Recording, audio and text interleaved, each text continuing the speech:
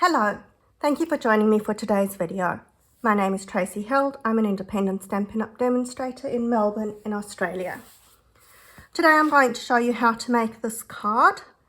This is using the black ice technique, which is one of my favorite techniques. For this card, I've used the gold backing. For today's card, I'm going to use a silver backing. The products that we're using today are the Daisy Garden stamp set. The sentiment is from the Days to Remember stamp set. We're also using the double oval punch. I've got some of the metallic mesh ribbon and my silver foil from the silver foil specialty pack. This is in the August to December mini catalogue, and you get a pack with 3 different shades of foil. This is one of the lighter ones. You're also going to need clear embossing powder. I put a note on it because if you're just looking at it, it looks white, and I have messed up before, used the wrong one. I've also got silver embossing powder, and we're going to need StazOn ink and Versamark. Here are the measurements that you're going to need for this card. Let's get started.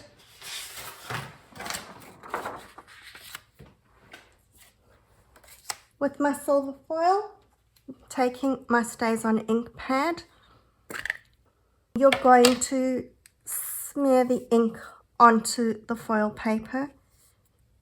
You can go as heavy-handed or as light as you like. I like to turn it around so that I'm getting some of the streaks on the top and the bottom. Or maybe try and go. Remember, always go lighter first because you can always add, but if you've gone too dark, you can't take off. I'm happy with that. And pull in my stamp. Now, we're going to apply the stamp pad to the stamp rather than the other way around. Because this is a big stamp, it's easier to dab the stamp pad all around rather than trying to get the big stamp onto the little ink pad.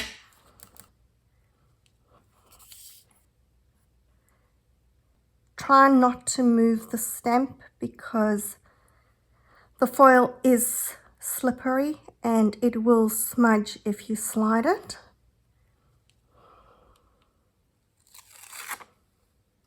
There we go.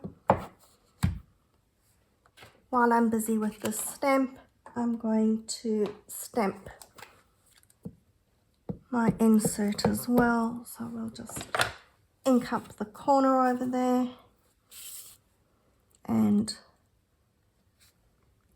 stamp some daisies onto the corner of my insert. Now I'm going to take my Versamark ink and we're going to smear this over the silver. Now, it doesn't have to cover completely. The whole idea behind this is that you're having patches where you've got the clear embossing powder and others where you don't have any. So just with a light hand, run that over. Unfortunately, you can't really see where you've got it until you throw the embossing powder over.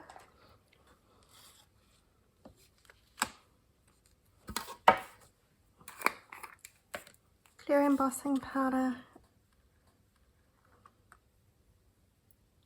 We'll be able to see now exactly where I got the Versamark.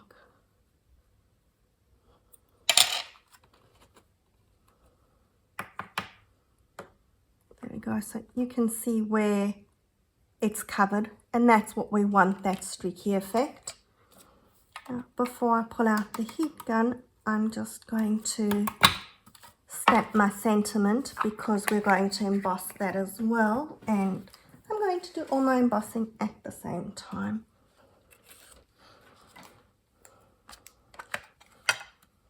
So we'll stamp the sentiment.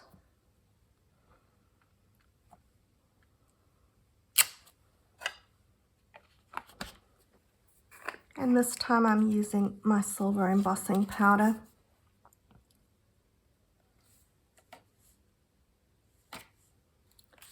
It looks a bit dull on there, but once we heat emboss it, it's going to come up to a really nice shiny silver.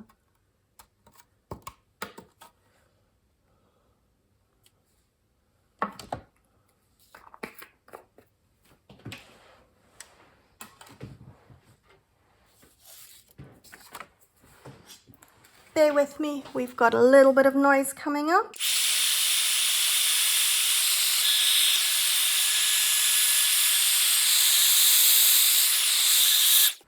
Make sure that all your embossing powder is melted, and you can see the embossing powder actually gives that sort of bubbly effect, which is what we wanted.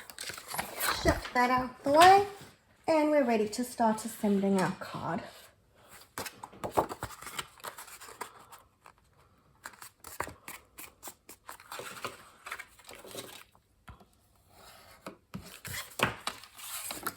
Stick in the insert.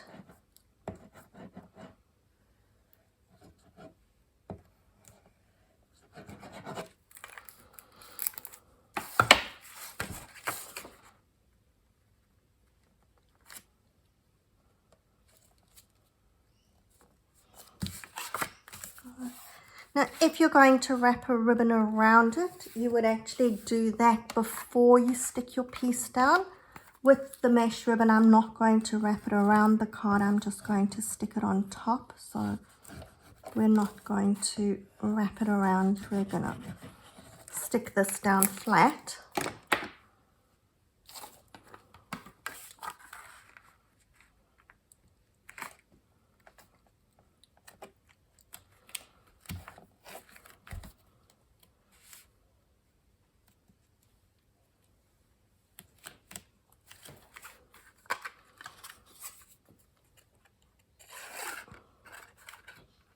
Now that sentiment does fit inside the smaller oval.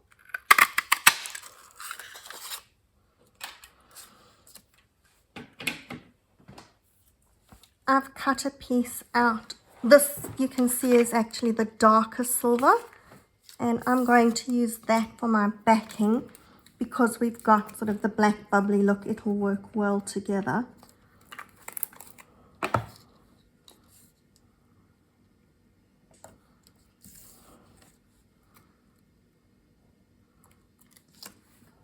Right, taking a piece of my mesh ribbon. All that I'm doing is tying it into a knot roughly in the middle. This is very long, but that's okay, I can trim it down.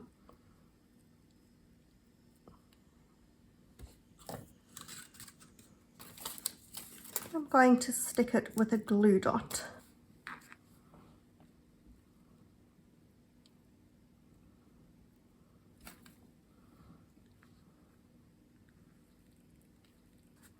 We've got that sort of soft, spidery look of the ribbon across the front. Cut that down a bit.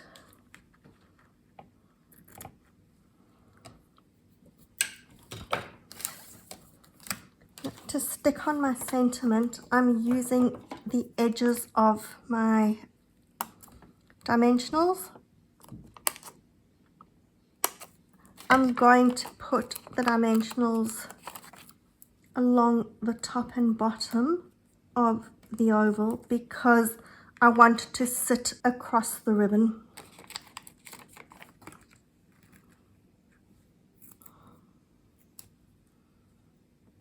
So we're leaving space in the middle where that ribbon's going to sit.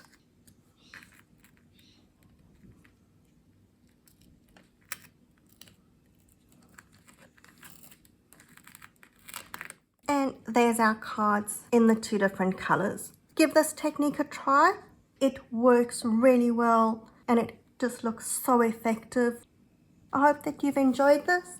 If you like my video, please subscribe to my YouTube channel and you'll be informed every time I post a new video. Until the next time, happy crafting. Bye.